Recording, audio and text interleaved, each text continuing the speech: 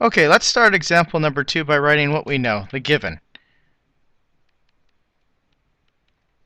So in this particular problem, we know that we have a red light from a helium laser that has a wavelength of 633 nanometers in air.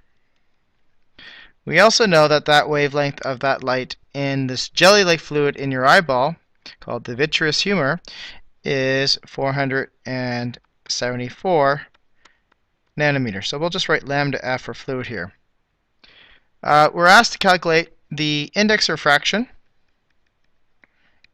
in the fluid. We're asked to calculate the speed of the light in the fluid. And lastly, we're asked to find out what the frequency of the light would be when it passes through the fluid. Now, there isn't everything mentioned here. Hopefully you realize that the speed of light in a vacuum is 3 times 10 to the power of 8 meters per second. And you also know that the index refraction in air is 1.00 roughly. Okay, let's start off by using the fact that we know the wavelength in the air and we know the index refraction in air and find out what the speed of light is roughly.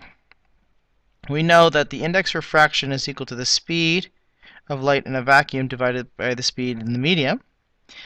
And we also know that the speed is related to the frequency times the wavelength. So, if we know the index refraction in air and the speed of light, then we can find the speed in air is c divided by the index refraction, which is 3 times 10 to the power 8 meters per second divided by 1, which basically says the speed of light in air is roughly the same of what it is in a vacuum. It's a little bit slower technically. This should be really 1.0003, but we're not going to go to that accuracy. Okay, so now that we know the speed of light in the air, we can find, for example, the frequency of the light in air. The frequency of the light in air of that helium neon laser would be equal to the speed of light in air divided by the wavelength that is given in air, which is 633 nanometers. So that's 3 times 10 to the power of 8 meters per second divided by the wavelength, which is 633 nanometers. That's 633 times 10 to the power negative 9 meters. So that's going to give you a frequency of 4.74 times 10 to the power 14 hertz. So that would be like this laser coming into this eyeball, and as it comes in through here, it's going to start to bend a little bit because the velocity is going to slow down. And we'll see that in a minute because the index refraction in the fluid will be a value that is greater than 1. You can see that the wavelength gets smaller, and that's going to affect the speed of the wave.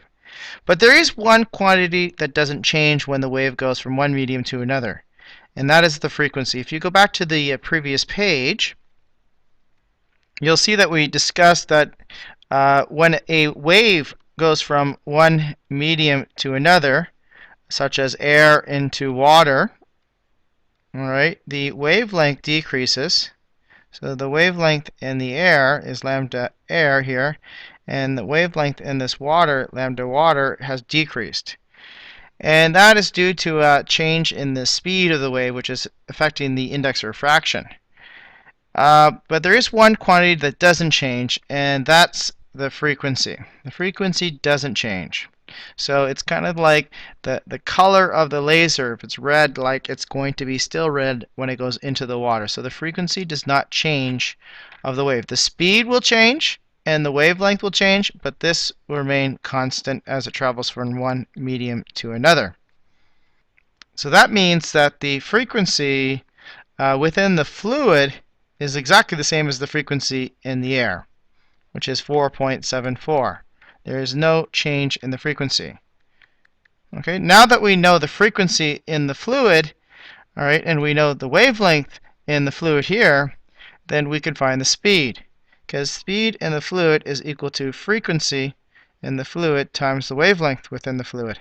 So that would be 4.74 times 10 to the power 14 hertz times the wavelength in the fluid, which is 474 times 10 to the power negative 9 meters.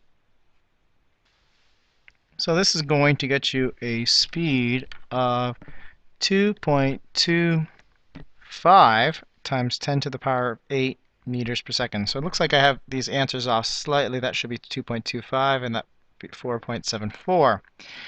And lastly, now the index of refraction in the fluid is given by just the same formula, the speed of light in a vacuum divided the speed of light in the fluid.